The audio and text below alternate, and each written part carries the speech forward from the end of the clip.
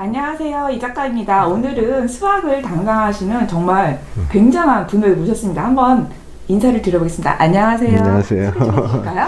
예, 제가 한 영재학교라든지 과고를 좀 한 10년 정도 좀 보내보고 또 수학 관련된 것들을 좀 많이 가르쳐 갔습니다. 네.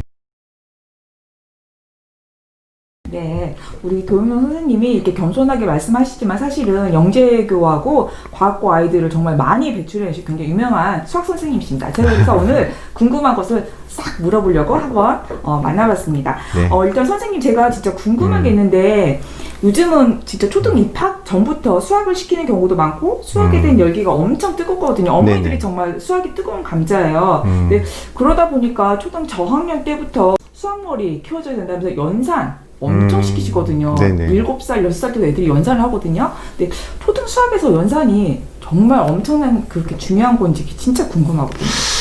우선은 중요하죠.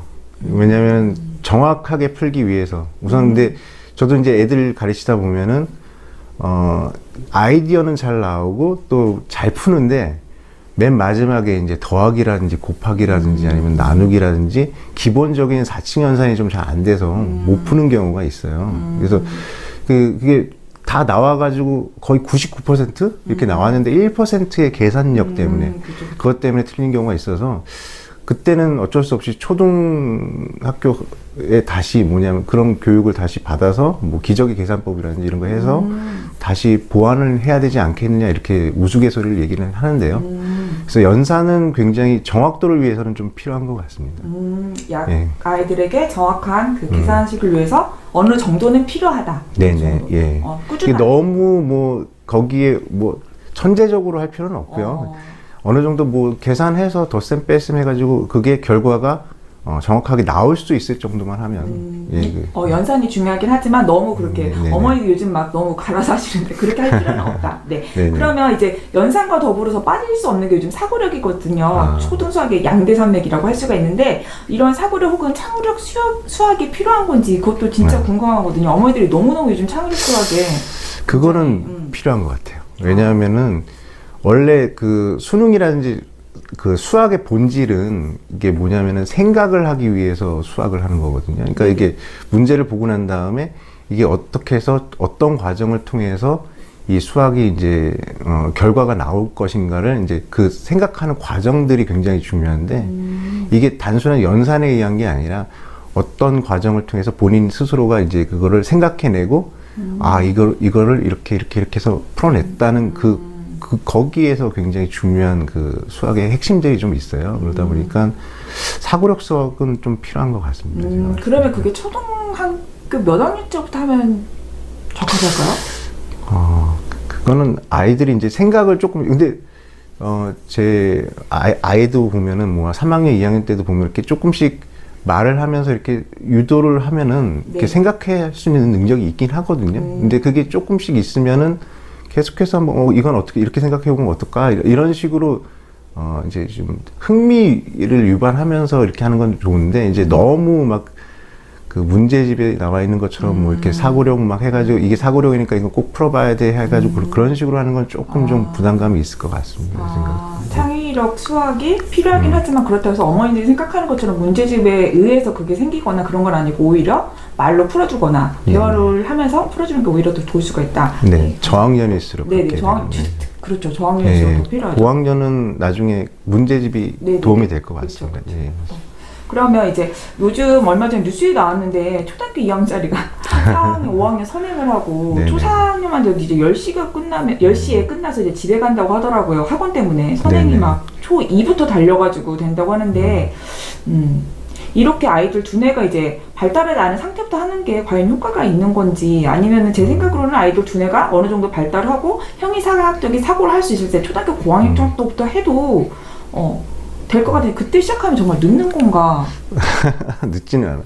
늦게 시작해도 대기만성한 애들 되게 많이 봤거든요. 제가 또 그렇게 좀 키워온 애들도 많이 있고 그다음에 단기간에 뭐 영재학교 가는 친구들도 있는데 이런 친구들 보면은 우선은 되게 밝고 우선은 수학이 재밌다는 걸 좀 가지고 있는데 이게 너무 저학년 때 수학을 너무 많이 해가지고 그 친구들이 너무 이렇게 수학에 대한 거부감이 일으키는 게 훨씬 더 나쁜 영향이 있지 않을까 저는 생각을 해요. 그래서 가르칠 때도 되게 뭐냐면은 중요하게 여기는 게 수학은 재밌는 거야.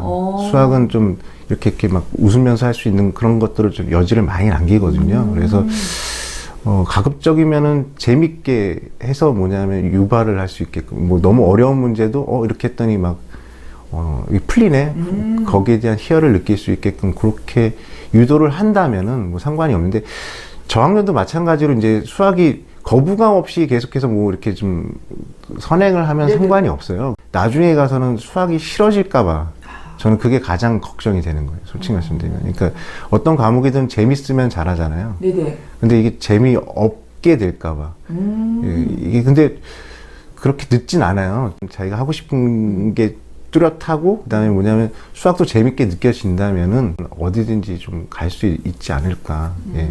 초등학교 고학년, 중학교 1학년 뭐 절대 늦지가 않고 네네. 오히려 아이들이 수학을 너무 일찍 시작해서 네네. 싫어하게 되는 게 더 안 좋다. 그쵸. 더 안 좋다. 그게 지금 안 좋을 그런 것 같아요. 말씀을 해주셨는데 네네. 정말 중요한 것 같아요. 아이들이 너무 일찍 수학에 힘들어가지고 문제 푸는 게 중요한 게 아닌 것 같습니다.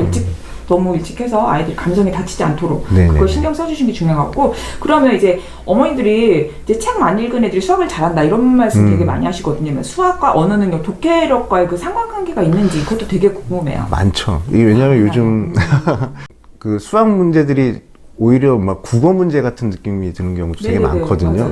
뭐 단순하게 뭘 인수분해하시오 이런 문제가 아니라 뭐 어디 갔다가 왔는데 뭐 거리를 잰다든지 네네. 아니면은 뭐 나이를 묻는다든지 여러 가지 뭐 상관관계에 관련된 거를 뭐 이렇게 질문하는 경우가 되게 많아요. 그래서 그거를 독해를 잘 할 수 있으면은 나머지가 굉장히 근데 오히려 긴 문장일수록 뭐냐면 조건들이 되게 많거든요. 예. 그래서 그 조건들을 뭐냐면 잘 캐치하는 능력이 있으면은 문제 푸는데 훨씬 더 뭐냐면 유리하죠. 예. 오히려 그래서 긴 문장이 독해력이 좀 높은 친구들 입장에서 봤을 때는 더 쉬운 수학 문제가 될 수도 있습니다. 예. 그렇구나. 그러니까 책을 많이 읽어서 문장 이해력, 독해력이 좋은 아이들이 수학도 또한 잘할 잘할 수가 수 있다. 있어요. 맞아요. 예. 정말 중요해. 책 많이 읽히세요. 네, 근데. 그럼 이제 수학에서 어머님들이 우리 애들이 일단 문제를 진짜 많이 풀어야 된다. 양치기라고 하잖아요. 네네. 문제 진짜 많이 풀어야 살아남는다. 이제 그런 말씀을 많이 하시는데 어떤 분들은 양치기가 중요한 게 아니라 개념을 정확하게 아는 게 중요하다. 이렇게 하시는데 전 둘 다 사실 중요하긴 할 것 같지만 그래도 굳이 무게 중심을 준다면 어느 쪽으로 개념이 중요한지 혹은 양치기가 중요한지 아이마다 조금씩 다른 것 같은데 왜냐면 개념은 재미가 없을 수가 있어요. 왜냐하면 개념이요? 왜냐하면 개념 자체가 뭐냐면은 정의를 얘기하는 거잖아요. 네, 그렇죠.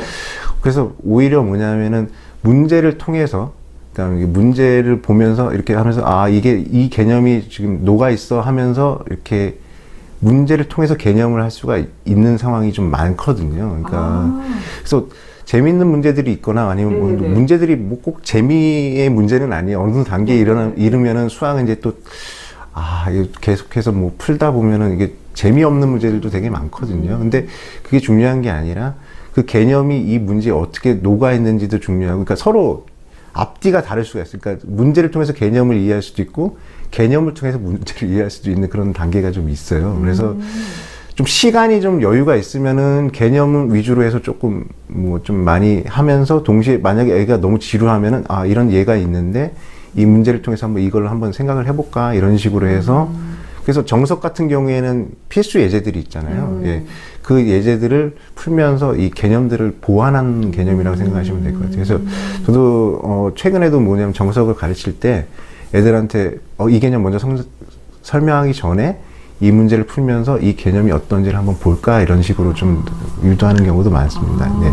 그래서 개념이 너무 지루한 경우가 있어요. 일반적으로 근데 대부분 개념이 뭘 먼저 알고 문제로 들어가야지 된다라고 생각을 하거든요. 사실 저도 그렇게 생각을 했는데 선생님께서는 또 의외로 반반의 애기 그 케이스마다 다르게 맞아요, 맞습니다. 말씀하시는 거죠. 맞아요. 그렇구나. 그래서 개념이 딱딱할 수가 있어요. 진짜 재미없고 수학은 재미없다는 느낌이 들 때는 그러니까 계속해서 만약 호랑이를 보여줘야 되는데 네네. 호랑이에 대해서만 얘기하고 있는 상황일 수도 있어요. 솔직히 말씀드리면 제가 봤을 때는 그래요. 그래서 병행이 중요해요. 문제만 중요한 거. 양치기라고 말씀하셨는데 네네. 양도 중요한데 개념도 중요하고 그러니까 양쪽이 둘 다 뭐냐면 약간 뭐 우위라고 생각하기보다는 뭐냐면 물론 개념이 제일 중요하다고 얘기를 하는데 네네네. 아이들 입장에서는 개념이 되게 재미없을 수가 있기 때문에 중요한 건 알지만은 이거를 잘 설명하기 위해서는 문제들도 좀 적절히 좀 조화롭게 풀 수 있게끔 그렇게 하는 게 밸런스를 맞춰야 된다. 네, 그게 가장 좋을 것 같습니다. 제 생각에는. 네. 애들한테 맞춰서 하는데 이제 개념은 당연히 중요하지만 양치기도 때로는 문제를 풀어주는 것도 문제를 네. 먼저 풀어주는 것도 괜찮다. 그 네, 말씀인 것 맞습니다. 같아요. 네네네. 그러면 이제 개념이 중요하다면 아이들이 방금 말씀하셨잖아요. 개념이 좀 지루할 수가 있다. 네네네. 좀 제가 볼 때는 개념 지루한 애들이 있을 것 같아요. 약간 톡톡 치는 애들, 아이디어가 많은 애들이 좀 오히려 네. 개념 정리를 좀 재미없어 할 수 있을 것 같다는 맞습니다. 생각이 들거든요. 근데 개념 정리 잘하는 팁이 있을까요?